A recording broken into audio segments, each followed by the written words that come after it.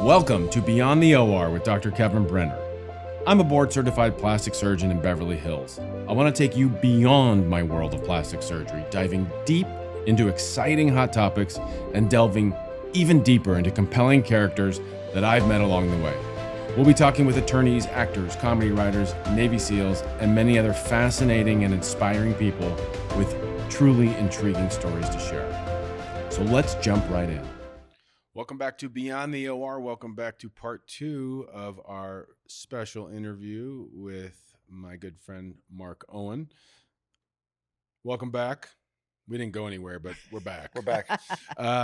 So we touched on this earlier, but never actually, I don't think we got an answer from you. Why do you still find it necessary to hide your face? Well, it's the big scar that everybody would see, and I'm just kidding. No. Like, what's the upside? I mean, seriously. Well, no. I'm serious. What's the upside?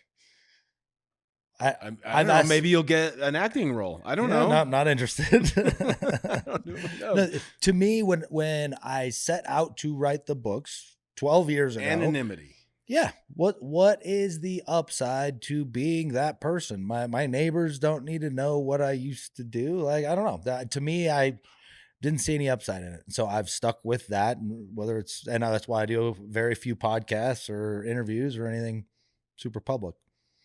Well, I mean, that's more admirable, it's though. actually fun for me to black out your face when I'm posting photos and stuff. Yeah, because everybody's like, why? Who? Most people don't get it. And in today's day and age, they want to be out there and seen and, identified as that person. Right. I love being not identified, like just I'm nobody. I'm just a random person. And that's my story, and I'm sticking to it. I've done it for 12 years. I haven't changed my mind. I haven't come out and said, hey, look at me. I haven't, other people use my real name. I want to be a fly on the wall of the dad who you schooled as a crossing guard when he finds out that that's who you are. Yeah, I think he's still confused. Okay, so we touched on a lot in the first hour, mostly about your post-Navy career. I want to go back to kind of your beginnings in the Navy and BUDS. So for those viewers that don't know, BUDS is basically your audition, if you will, for the teams, right? Yep. And everyone knows it's rigorous, but can you get into a little bit more detail about what it entails mentally and physically? It's just follow the set of instructions the instructors give you. Do it with a smile and don't quit. The BUDS, it's pretty basic. They call it basic underwater demo, right? You're not learning anything advanced. But there's nothing basic about about running. I think it's pretty basic. Running 4 miles and then swimming 4 miles. They didn't have to teach me much, so it is pretty. If you think about it, like a high altitude, high opening parachute jump at 30,000 feet, like you got to learn a lot of stuff and be taught how to do all these things to do that. To run 4 miles that way, or to go get wet and sandy, or to roll around on the surf, pretty basic. Don't need to know a lot. So like everything in the SEAL teams builds on top of things. BUDS was more about just, we got to challenge their base level. And we're going to make them really uncomfortable, really miserable, and see what they do in that aspect, right? Everything else we'll teach them after that. And we know they're not going to quit in this really miserable blob of BUDS. So yeah, it's pretty basic. Can you say which BUDS class you were in? 226. 226. The last hard one. Oh, shit. And he has a sense of humor.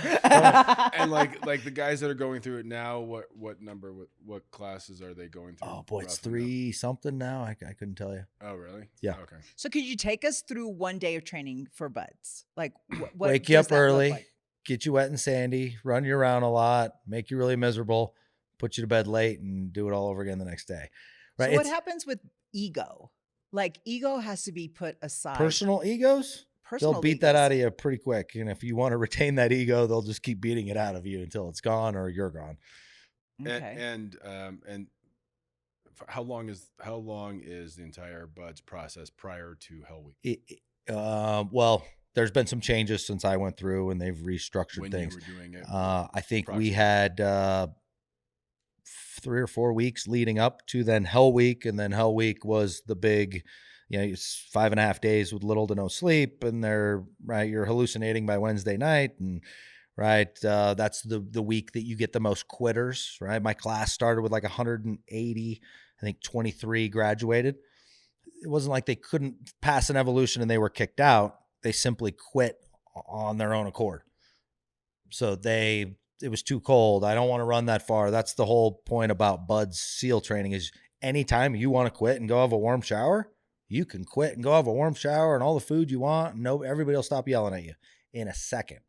And they make that ability to quit very easy, almost too easy, where everybody chooses the easy option.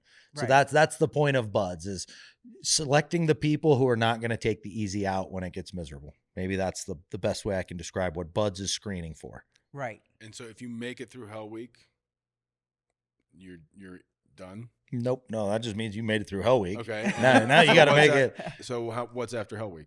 You got to get through the rest of first phase. Then you got to finish second phase where they teach all the diving stuff. Then third phase, all the basic land warfare, basic firearm stuff. Then now they've strapped on some additional training. And then at the end of that, you get your SEAL Trident and your official. And that total length of training is approximately how long?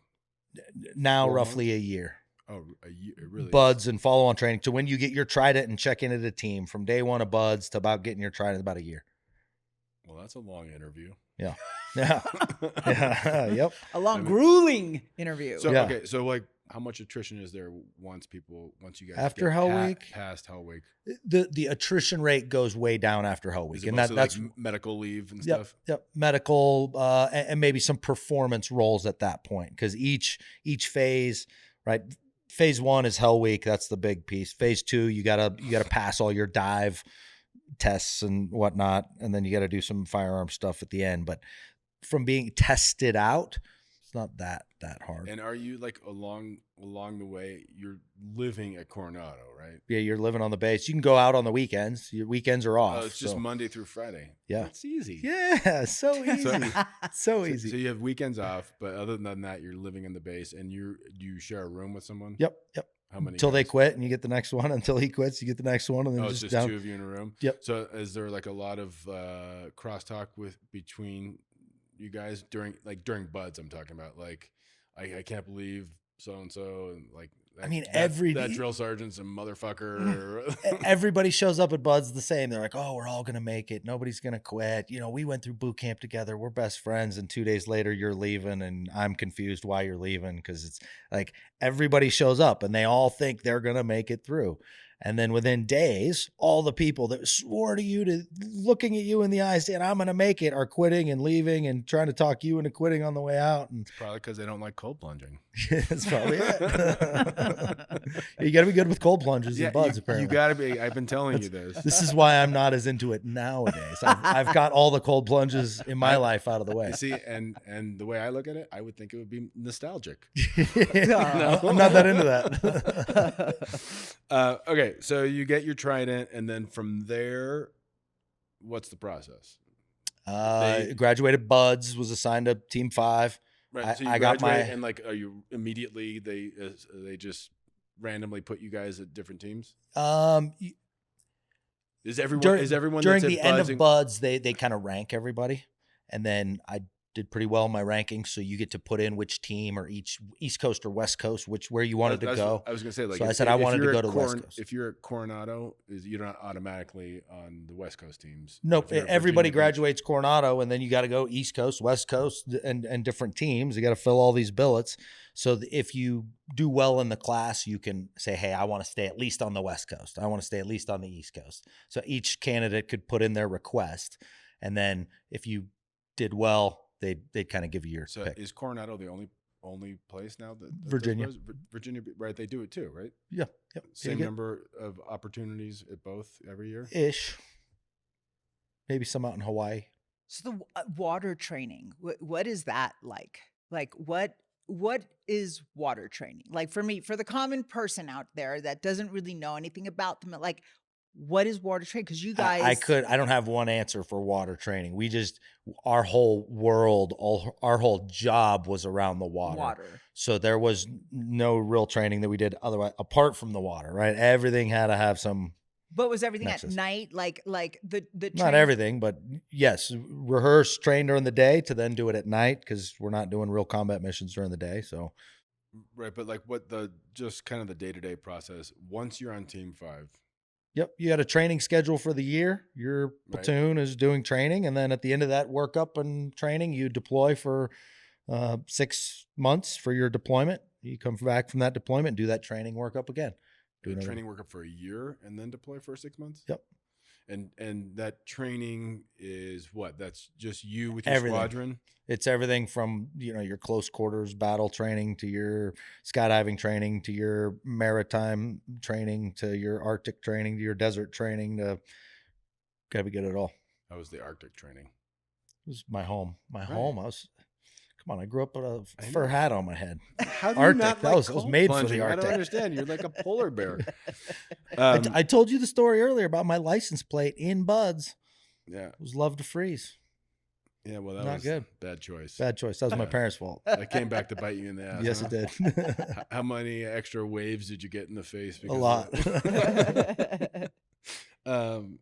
Okay, so then how long were you did 2 deployments on Team 5? Yep. First one was to Okinawa, Japan. 9/11 happened, my first deployment. I was on deployment in Okinawa, and I watched it transpire on my television in my barracks room. And so what kind of deployment would that pre 9/11 deployments were for specifics, but like you're in Okinawa, why is it a forward operating base there? So pre 9/11, right? American forces deploy around the globe to different bases and do training out of those bases. So that's and be regionally located in case of an emergency. Got it. So you're there, 9/11 happens, and you come home. Yeah, we finished our deployment, come home. They sent Team 3 to Afghanistan immediately. We did another workup, and then my second deployment, we deployed directly to Kuwait and then into Iraq for the initial invasion. Okay, and then you when you came home from that tour, came home from my second tour, which was my first like real combat. We're in Baghdad, Team 5.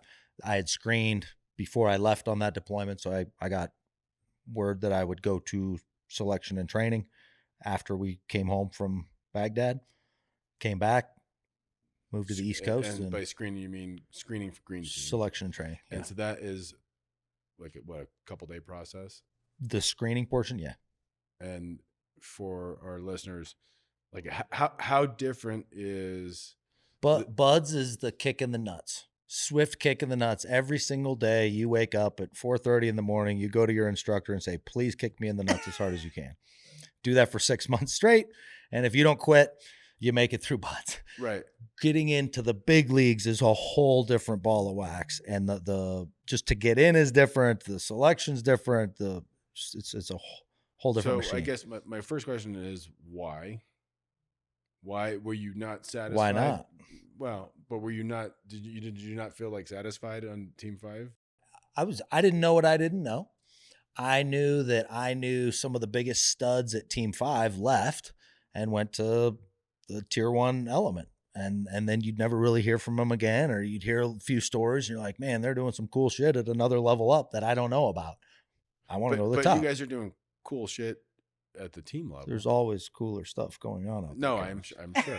So, okay. So you just thought it was cool. It's all perspective. You just wanted to be a cool kid. Yeah. Cause you don't join the SEALs to be like kind of number one. You want to join the SEALs to see if you can be the best. Like I had to at least see if I could do it, or maybe I wasn't qualified. I don't know. Even though we kind of think of like SEALs as having this like no quit, got to be number one, type A mentality.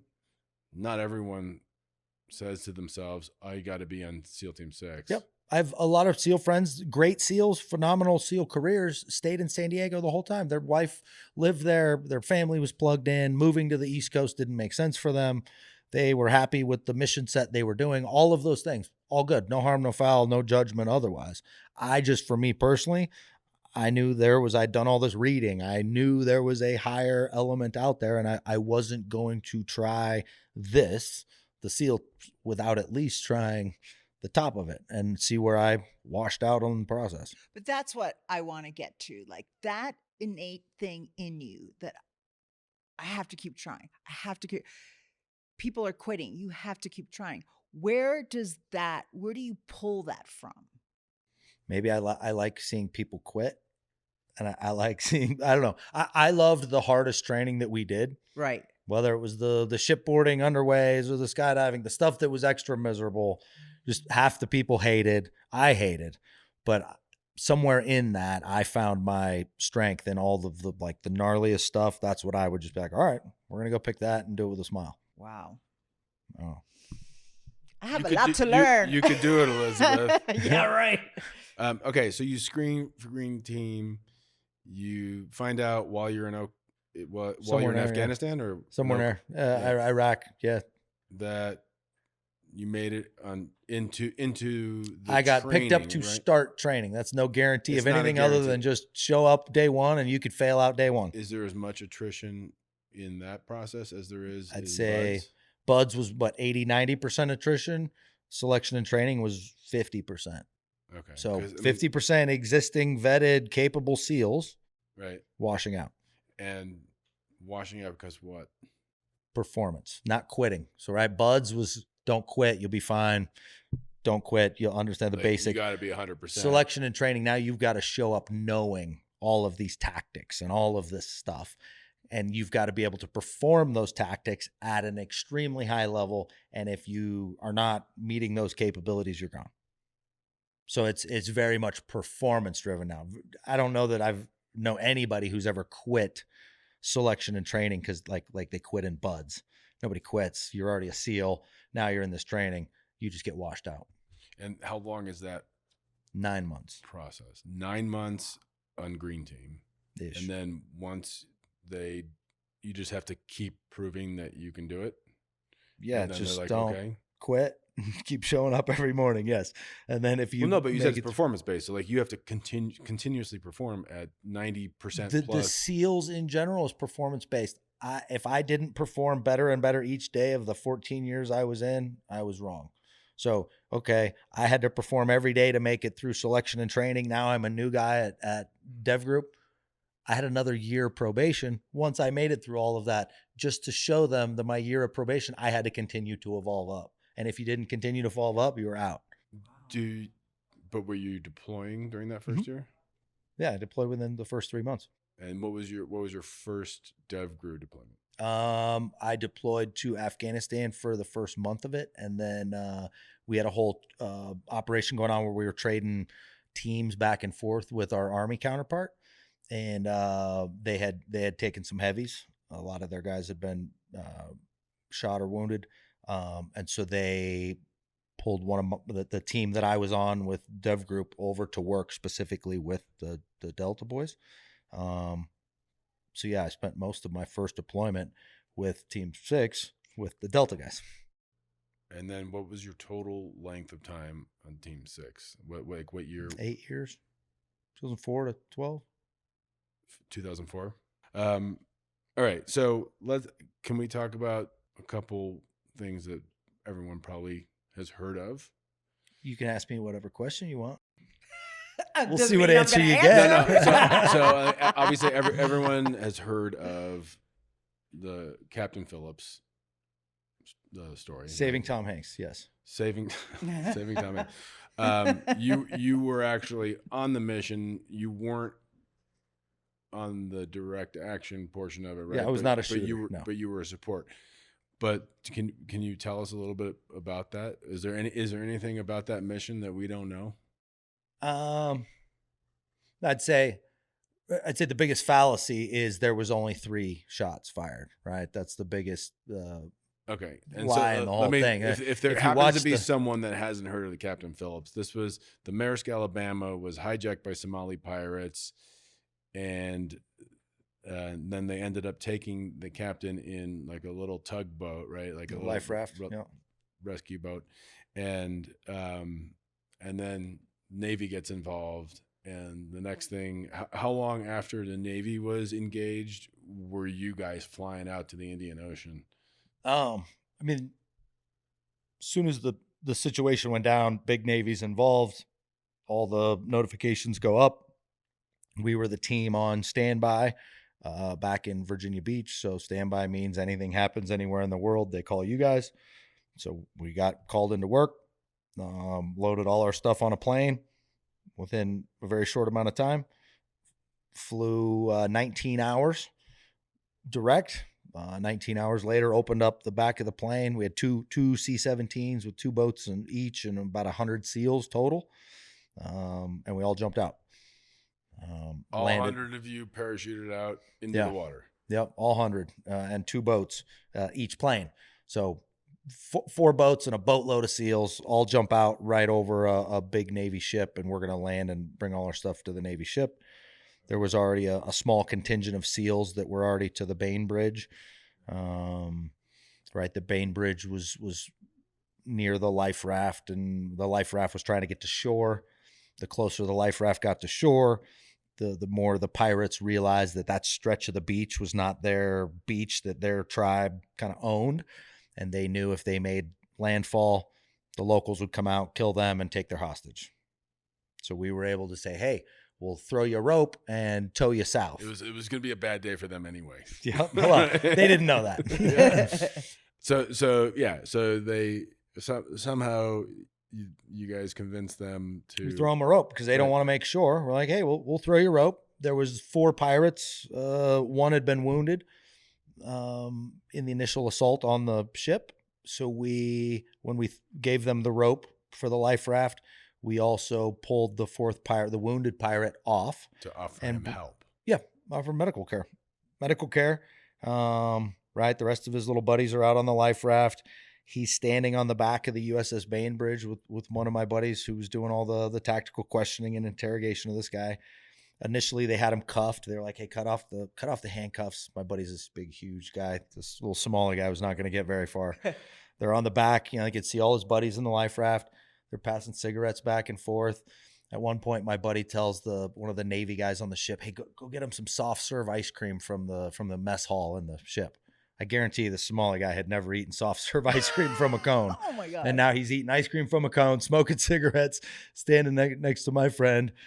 And we've got the 3 pirates out on the 3 remaining pirates out in the life raft. And what was the ultimate fate of that guy? He returned home? He's in a federal penitentiary in New York right now.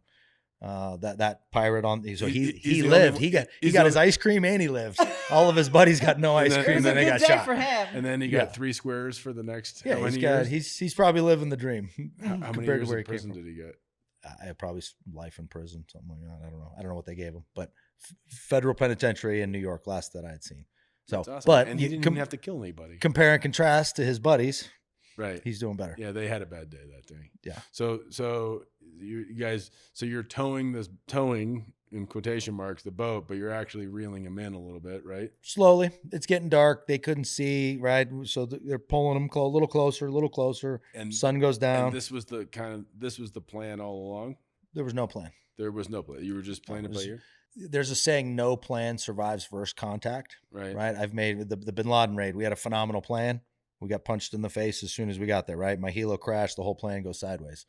No plan survives first contact. What makes the SEALs and other special operations so good is when the plan goes sideways of how do you communicate and react and still solve the problem. So there was no plan per se other than go there, leave Virginia Beach, fly to the Indian Ocean, get on site, figure out what's going on the life raft, and try and save the day. All right. Well, the good news is that Captain Phillips survived. The Somali pirates didn't have as good a luck.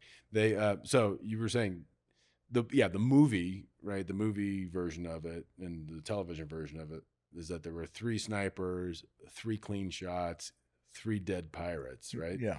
And a freaked out too much captain. Hollywood. You're saying there was more than 3 snipers? Way more than 3 people shooting. Yeah. Definitely more than 3 bullets.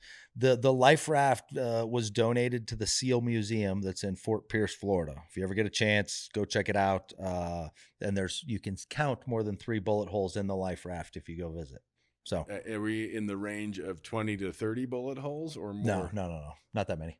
But there was more. Not a lot, because you think about it, right? It had to be a controlled volley of fire because there was still an unaccounted for hostage inside the life raft. So the shooters were only shooting at the 3 targets we had: the pirate sitting on top, the pirate sitting behind the glass, and then there was another one that was underneath that stuck his head up. That's when we knew we had all 3, and boom. Yeah, that was a bad decision on their part. Yeah, yeah. they Should picked have the invested wrong in ship. some night vision goggles. Captain Phillips, that was one of your one-offs, right? And then you go back to Virginia Beach and you're hanging out, and then you're still you're still deployed after that. Yeah, multiple more deployments, and then And then where were you? Were you in Virginia Beach when you got the first word that you were going to Pakistan? yeah, we just come home from a deployment like a week or so prior, and that's when they broke the news to us. And how did that go down? And actually I wasn't there the first morning they did it because I had a doctor's appointment I had to be at. They brought the team down to another facility in North Carolina, sat them down, and told them what was up. Said, hey, here's what we think we know. We're putting a plan together. And then I actually drove down the next morning and saw them, and all the guys had already been briefed the day prior. So they put the plan together, and then you guys developed Not really a plan. training. They gave the intel brief, and then we came up with the plan. Right. And that included building a model of the compound and doing mock assaults on the model. I mean, those weren't my ideas, but yes, we did that. And So we did 2 weeks of rehearsals. 2 weeks. That was it. And then you got the green light to go to Afghanistan. And how long were you hanging out in Afghanistan before? 2 days in Afghanistan, kind of get on your sleep cycle and wait for the president to come back and say yes. And then, So they kind of had a date picked out, and they had you go in advance. yes, we had a rough date of when we wanted to launch the mission based off the Illum cycles and a whole bunch of other decision points. And so then we forward staged in Afghanistan. That was kind of the first presidential call to approve us to move there. Then we staged there for another 2 days. Then the next thumbs up from the president was, okay, you'll go tomorrow. And how much during this time, how much interaction did you have with the gal from the CIA who was Tons. portrayed in the movie? And she this was really her like she had been living this, and I think so. From my interactions with her, wicked smart. You got to get a little nervous when any of our intel folks swear something's 100%, right? Maybe they're reading into it and they're a little too attached to their baby. So you'd have to be a little nervous when our intel folks were that convinced. And every time she was asked, she was 100% adamant, 100%. Where other intel people were maybe 70% and they had different percentages, she was always so. And you felt confident with that? No, not really, because we'd seen and heard that type of stuff before. So, like every single mission, your intel person says, "This is our best guess. We think it's 1 bad guy and 4 bodyguards." You show up, it's 5 bad guys and 20 bodyguards. So you don't ever take what they say as 100% until you show up and figure it out. You could have it in the back of your mind. Well, they said 20 bodyguards. I'll keep that in the back of my mind, but you just let it play out. So for the mission, everything she said, literally everything, was spot on. Right. Okay. So you get the green light, and you guys, everyone knows there was 2 assault elements, right? Chalk 1 and Chalk 2. You were on the first. 12 of you on each, and you're flying under the radar in the middle of the night to Abbottabad. Supposedly, yes. Well, that's the way the movie goes. So, you slept. That was about 2-hour process, hour and a half. Hour and a half helo fight. And you guys slept the whole way. A lot of guys did. Yeah. There was no chatter. It's too loud to talk on a helo. It's dark. You can't see anybody. Not it's nervous. Noisy. What are you going to talk about? You've talked about everything already. What, like you can't hold a conversation. So just sit there in your thoughts. And what were your thoughts? Are you like nervous? Are you like were you even thinking about it in terms of bin Laden, or were you just thinking about it as this is just another mission and someone's going to end up clearly dead with the name attached to this one? It was a big deal because of it was bin Laden. But I've been in a lot of combat operations with a Taliban dirt farmer, and his AK-47 will kill you just as fast as Bin Laden's. So you apply the same mindset to the mission, and then you just have a little side dotted line over here that says, okay, who's the guy? As he's a big deal. Okay, big name on this target. But otherwise, you're going to do everything else exactly the same. So the original plan Right. was you guys were supposed to fast rope into the court. We had a great plan, and the whole plan went sideways. Right. I referenced my Mike Tyson. I reference Mike Tyson all the time because somebody interviewed Tyson after a fight. He was like, Mike, didn't you have a plan going into tonight's fight? He's like, yeah, everybody has a plan to get punched in the face. Yeah. Right. So we had a plan. We got punched in the face with a helo crash, and we had to respond accordingly. But originally, you were meant to fast rope into the courtyard, and then the other helicopter was going to take it from the outside. From the perimeter. Ish. We were going to land on the roof, or excuse me, we were going to fast rope into the courtyard, and Chalk 2 was going to land on the roof, and we'd squish them in the middle. And then you guys crash, and then they diverted. So we crashed, and Chalk, the second helicopter saw. Crash just sounds like, so we crashed. So what, can you take us on that ride with you? You're in a helicopter. You're now flying right over I mean, we've done this a lot. This wasn't like the first time we'd ridden a helicopter over the house and but you're assaulted the house. Right. I mean, so like, yeah, you may be in Pakistan over someplace in Iraq or Afghanistan or whatever, but the everything else is exactly the same as we've done 1,000 times. In your mind, you got sweaty palms and you're thinking it's a Bin Laden. To us, it's like, well, I've done this 30 other times, and yes, it's a big deal. It's a big name brand we're going after. But the process in which you execute that would be the exact same process you would execute any other mission. Doesn't matter the name. So for this one, okay, coming into a hover over the compound, typically the helicopters hover just fine. I was going to be the first one out of the left side door, so I just pushed the rope out, grabbed the ropes, slide down about 40 feet, just with a pair of like leather gloves on. Mm-hmm. So you're not hooked into it. You're just hanging on with your grip. Okay. Slide down about 40 feet, let go and go to work. But that never happened. Right. We came into a hover, and immediately you could tell something was off. These pilots are amazing. And you could tell immediately something was off. We felt like an hour. Probably was about 3 seconds, but as we came into a hover and we're kind of moving all over, the helicopter now started turning 90 degrees to the clockwise, Mm-hmm. and then we started crashing to the side. I'm sitting in this door on the downhill side, no seatbelt on. We're about 40 feet up, and are you even thinking at that moment? Yeah, you're thinking, well, this is done pretty quick. We just got here. So helicopters crash very ugly, right? Right. Planes can maybe skid in or something. Right. Helicopters got, big blades up top, and it's just a whole bunch of parts and pieces that are not built for impact. Well, we hit the wall of the compound. But you hit the wall. The tail landed on the wall, right? So it didn't. The tail section landed on the wall. So the rotors didn't hit the ground. Yep. I think in the Zero Dark 30 movie, the main rotor blades hit the ground and come snapping off. That never happened. It was literally inches away from, everything not working, but it worked.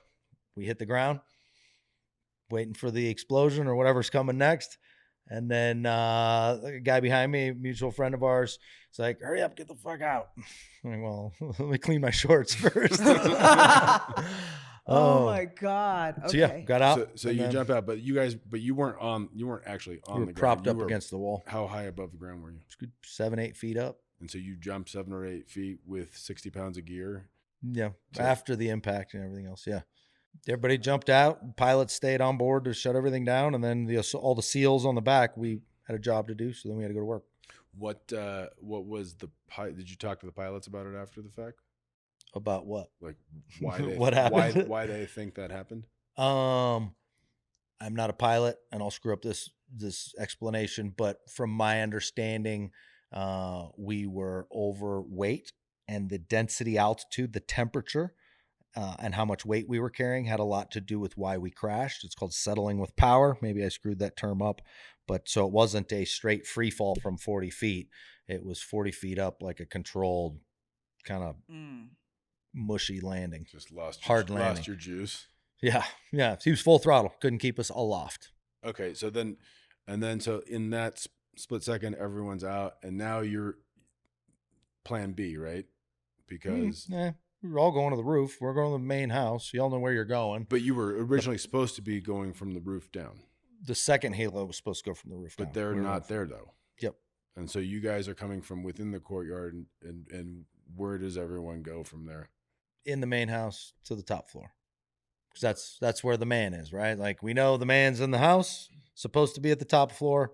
There's no longer a helicopter at the top floor coming down, so we're all going to have to go in the first floor and fight our way up.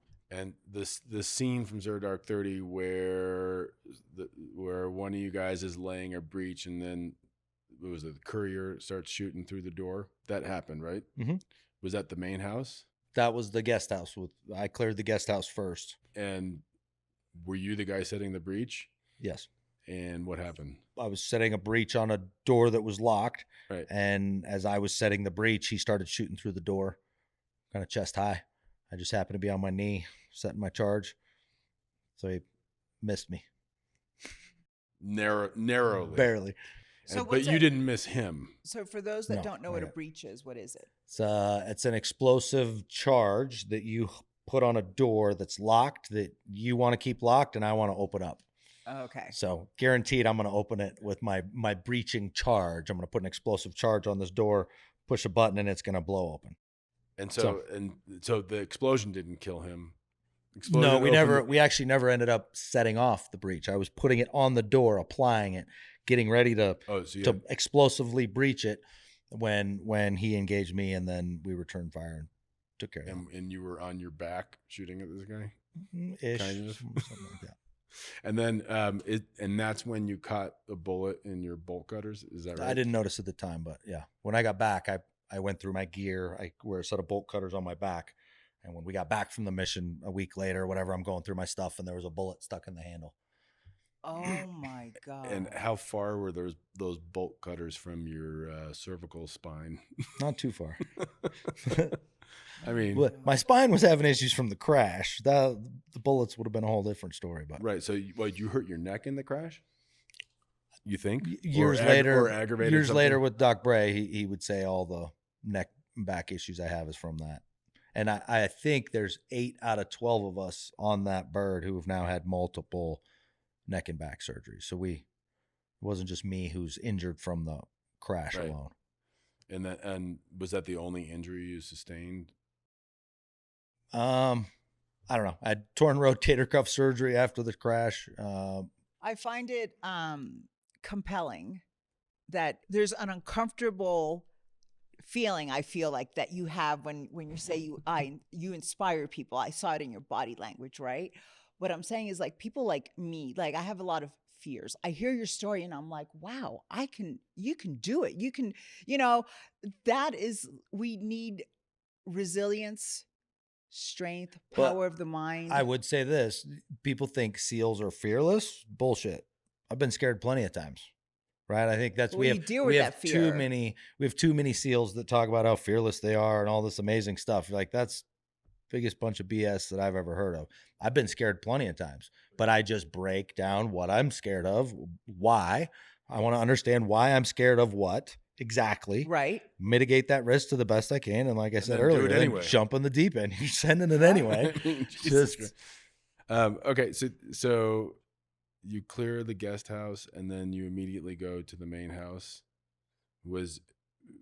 And were all 12 of you? there was a whole bunch of people in the main house. I don't remember. Oh, but I'm saying the 12 of you from your helicopter. Did you all kind of converge on the main house? All 24. There was maybe 4 outside doing external security. Otherwise, everybody else was internal.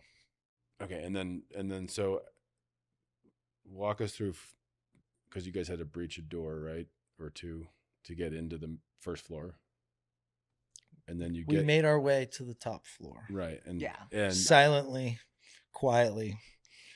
not that silently and quietly, right? Because Well, actually, a lot of the noise happened on the first floor. And then once you start moving through the house, right, I say it, you don't run to your death, right? You're not running around yelling and screaming with flashlights, clear left, clear right. It's you're literally tippy-toeing through the house. right, and obviously it's dark, right? It was completely dark. Yep. And so what are you thinking as you're heading toward that staircase? With every single building assault, any mission, I talk about it all the time. How do you eat an elephant? One bite at a time. A mission is a big elephant, and you break it down into little bite-sized pieces. And one bite-sized piece could be moving from the front door down the hallway 2 doors. Next bite-sized piece. Okay. Assault the stairs, up a set of stairs, take that bite-sized piece. So it was just all night. The whole mission was just a little bite, a little bite, a little bite, a little bite. Nobody's ever worrying about, hey, the big prize on the 3rd floor. You're just saying, okay, I need to take the bite to clear around that edge. Okay, then I'm going to clear down the hallway. That's my next bite, and we'll go from there. How many of you guys were heading up the staircase? I don't remember. I mean, a lot. There were guys ahead of you, guys behind you, and you're heading up, right? Yes. And at what point does the son Khalid show up? Khalid shows up on the 2nd floor landing, and is eliminated in a really cool way, because the point man actually whispers his name. Right. Whispers his name. Khalid hears his name be called, pops around the corner, and gets. Like, who did you think was there? Well, who did he? I don't know. But you think about it, they had lived in this house for how long? I don't know, a period of time. Now they've heard some muffled gunfire. They've heard some explosions. They've heard a helicopter crash. And now all of a sudden somebody's in your house whispering your name. I'd be curious too, and stick my head around the corner. So it's just a no, you wouldn't. Sexy move. How do they know my name? No, you wouldn't. Whether they had your real name or your pen name, you wouldn't. Okay, and so how long were you in the house? 38 minutes in Pakistan, on the ground to the time we left. How long were you? No, I was saying, how long were you in the house after Bin Laden was killed? 20 minutes, maybe. That long, really? All right, so you guys reload the helicopters. One of them's down. You guys have to blow it up. How did you get back to J-Bad or Bagram? Where did you fly? We called in an additional helicopter to help pick up some extra bodies, and I rode out on the other Black Hawk. Okay, and so then you get back to base. Turn over the body. How soon after you guys were boots on the ground at your forward operating base were you able to call home to say everything's cool? I didn't notify anybody at home till we were back in the States. Nobody said anything when we were over there. Were you not allowed to? I didn't bring I guess I brought my phone, but I wasn't turning it on. You didn't want to get roaming charges? Yeah, so the roaming charges in Afghanistan are a bitch. No, I mean, we were still in our uniforms. Bin Laden's body was laying 20 feet away from me. We turned over all the stuff that we'd collected on target, and then they wheeled in a TV into the hangar. And it was, if you remember watching President Obama give the whole spiel. I remember sitting on the edge of my bed in the bedroom, and I was like, holy shit. Yeah, I was sitting cross-legged 10 feet in front of a TV like I was in elementary school, like literally sitting on the floor in a hangar cross-legged, and we all watched him give his spiel. And we hadn't even showered yet. Like literally the news had gone out, everything's hitting, and then we're going to like shower up and change and like wait for our flight home. And that's when all the news and everything was hitting. And then we fly home. That's when I hit Taco Bell drive-thru on my way home that night. Good choice. Yeah. Wow. And then, probably not good for you, but horrible. But I'm sure it tasted amazing, right? Better than an MRE. Yeah. Yeah. And then how soon after you got home did Obama invite you guys to the White House? Well, that's funny because everything was right. We get back and everyone's like, oh, it's hush hush, and everything's leaking out of Washington, D.C. like crazy. It wasn't that hush hush. I mean, everyone heard about it. Like, of course. So they're like, oh, they want to say nobody talks about it, but everybody was talking about this. Right. It's the biggest news story of all time. So they're talking on the news. Excuse me. Everything's coming out. I remember my sister calling me and she's like, hey, sorry. I'm at work. They give us this big brief. They're like, hey, it's top secret. Don't say anything, but you're going to go meet the president tomorrow in Kentucky. Like, wow, okay, I guess we're going to go meet the president. Kentucky. Kentucky. Oh, that's where you met? Where the Army base was there. So we're all going to meet there. And they're like, but don't tell anybody. Shh, top secret, whatever. I leave work that day. I go get in my car. I pull up my phone, and my sister had texted me. And she's like, hey, I hear you're meeting the president tomorrow in Kentucky. I'm like, how the F does she know this? It's already hit the news. Wow. So it was, I don't know. It was all kind of stupid at that point anyway. Wow. Everybody just wanted to be left alone. What did it feel like when you got back home after that mission? Like any other mission? I mean, it was just more, again, we'd done these things a lot. They could have picked any other group of SEALs to do it. Like, but yes, a big brand name. We did it. We were successful. Great. You didn't have any satisfaction in the fact that it was him? No. Yeah, some satisfaction, right? Absolutely. Okay. Knowing that we helped put an end to that, for sure. I'm not saying that, but I think the outsiders looking in want to place additional value on it. Right. And I would bet if you were to go interview the 24 SEALs that took place, you'd have 20 very similar opinions that this wasn't that. It was a day. Yeah, just another day at work. Yeah. Are you concerned for your own safety now that you're in the private sector, having been on that mission? That's one of many reasons I chose the pseudonym and to not show my face. It's kind of harder to come find the guy that you don't know what he looks like. And I would also argue if somebody wants to come try and break down my front door, I would dare them to. Any other like notable missions that for whatever reason you're like something happened that you're like, this is insane? I've been in a million of them, right? And every single one of them comes with their risks and rewards and all of that. I would say the biggest thing is like when your time's up, your time is up. There's no avoiding it. I don't care how good you are. I don't care how hard you've trained. You're just going to be lucky or you're not. You can be good, and that's great. But I also got extremely lucky. I would imagine all of you guys have who came home, right? Yeah, night after night, you see stuff happen. You're like, how did we walk away from that? I mean, how did this happen? How did that? A guy with a belt-fed machine gun like 20 feet in front of me and misses. I don't know. Wow.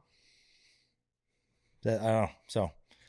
So I wanted you to just kind of tell the story because Jack Carr's Terminal List, as many people know, not only was it a best-selling novel, which has turned into 6 subsequent best-selling novels, but it was turned into a TV series on Amazon with Chris Pratt. And you had a little bit to do with, you were involved, let's just say, because you and Jack have been friends for a long time, right? Yeah. And how did that come to be? How did you I knew Jack had his book out. Stick your nose in I his knew business. what he was. He had floated the book through some friends and connections to try and get it in front of Chris Pratt. And at the same time, through the SEAL Team show and just some other stuff, I'd built a relationship with a director, Antoine Fuqua. Right.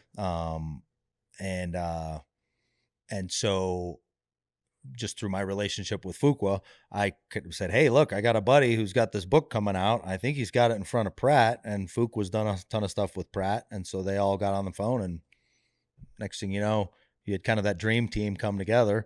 And then I thought they crushed it on the first one. I can't wait to see their prequel that's coming out. I know. I'm really excited about it. I just remembered because I want to hit this before we have to wrap. I have to. We were talking earlier about dolphins. Tell us about dolphins. They're cute little mammals. They attack dolphins. No, I mentioned that I talk about it in my book. So there's different types of dolphins. There's different types of attack dolphins. There's free swimming dolphins, and then there's dolphins that go kind of in a floating cage. And what they're used for is like underwater swimmer detection. So you would take your floating cage with your 2 dolphins or a dolphin in it and put it at the end of where our aircraft carriers are moored and parked, right? Right. And those dolphins would swim around in their cage, and if they hear, using their sonar, right, if they hear any swimmers underwater, they come up, ring a bell, and then the dolphin slides in the boat, they'd throw a hand grenade in the water, and it would kill any swimmers like me. That's just the dolphin that's in the cage using its sonar. There's another type of dolphin that's trained to not be in a cage and just swim around out there, free swim. Okay. And he's using his sonar to find the swimmers as well. But his job is not to ring a bell if he hears a swimmer. His job is to attack you. And so those dolphins swim into you full speed with their nose. It's like somebody kidney punching you underwater. And so these are dolphins that the Navy uses. Yep, the Navy's trained. They have a big mammal program. They have sea lions that detect underwater mines. That we have the canine programs. Right, there's a lot of different cool animal programs. So what was your foray into the dolphins world? How did you meet Flipper? I've dove against them multiple times in San Diego, which is where their program's based out of, and we'd always get jacked, like beat up really bad by the dolphins there. You're just like doing the backstroke, and then all of a sudden, boom. You're trying to sneak by, right? But because you're not on scuba that puts out the bubbles. You're supposed to be really quiet, but the dolphins have a different level of sonar. Just so we're clear, this is usually at night, right? Always at night. So it's pitch black. Yes. So you're swimming. It can't be a day. That'd be too easy. You're swimming pitch black, and you can't see shit. Yeah. And all of a sudden, you just get rammed. Well, and by then a it's dolphin. scary enough because I've got my swim buddy, so you're attached to me with a rope, Right. And half the time we don't even see each other. The ropes, so we don't get lost, separated. I'm just staring at a compass, and I've memorized, hey, we've got to swim for an hour at a 030 heading. And then after an hour, we're going to switch into a 070 heading for another hour. And I'm kicking along following this compass. And I know, hey, on our third leg, now as we're swimming in, we're going to swim into an aircraft carrier that we're going to set a bomb on. Okay, you're 20 feet under, it's pitch black, and there's a big aircraft carrier. Like it looks like it's just tied up to the dock, but underneath it, it sounds like a freight train over your head. Like there's engines and all sorts of stuff going on inside the ship that it sounds very different when you're closing in on it. You have a compass. Your compass with all the metal in the ship starts going crazy the closer you get to it. So now I'm swimming towards you, the ship, and in my final leg, my compass starts going haywire. And then all of a sudden you see a shadow of something goes swimming by really fast. And it's already dark. You can't even see 5 feet in front of your face. And then you see a shadow go by. You better start bunkering up because it's coming back around and it's going to get you. Oh my God. Your story, your stories, but your story and every other, SEAL and Special Forces operator is that I've read and heard and talked with. What I'm most impressed with is the ethos, right? The no quit mentality and just perseverance at any cost. And it's really like admirable. I try to have that attitude in my life, but it's not anywhere close. It could always be worse, right? Life could always be so much worse. That's true, but it's impressive, which is why when we were in Morocco and shit hit the fan with the earthquake, I was like, the first thing I thought of was I gotta text Mark because I don't know what the fuck to do. I'm in the middle of an earthquake in a foreign country. I don't speak the language, and it's pitch black. We have no power, and like. Sounds like a fun Wednesday night. This sounds like a vacation. Yeah, it sounds like it's right up your alley. Right? And lo and behold, you and our other friend knew exactly what to do. And so thank you. I know I've thanked you, but thank you in person for helping us out of that little. That was easy. Little problem. Give me something complicated next time. Well, I mean, it was easy. Yeah, I mean, you were at the we're at Richard Branson's that did help. demolished resort, and I'm sitting with Richard Branson. When I texted you were at Necker Island. Yeah. With Richard Branson. Yes. Oh my God, no. Yes, as he's texting me, I'm like, I literally had breakfast with Richard that morning. I'm like, Richard, my buddy's there, and he's like, oh well, please tell him, we'll take care of him, etc. So it was interesting, kind of small circle. Oh my God. He never called me. Never called you. just so we're clear about that. All right. Okay. So back to what Elizabeth was saying. If you, my question that I like to ask people is, had you not gone into the Navy, well, now you're in production, but had you not gone into the Navy, what do you think you would have done with your life early on? Man, Clearly, it's not become a best-selling author and TV producer. no, the village in Alaska, right? I graduated high school with 3 people and drove a snowmobile to school every morning. I didn't know what I didn't know. So I only knew about the SEALs because I read a book.